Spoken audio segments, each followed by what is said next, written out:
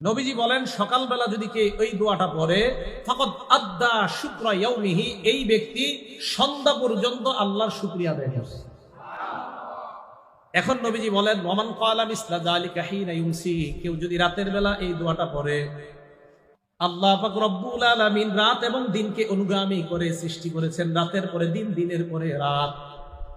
কেন আল্লাহ এইভাবে বানাইলেন? লিমান আরাদা আইয়াযাক্কারা, ওই ব্যক্তির জন্য যে ব্যক্তি উপদেশ গ্রহণ করতে চায়, আও আরাদা শুকুরা, যে ব্যক্তি শুকরিয়া আদায় করতে চায়।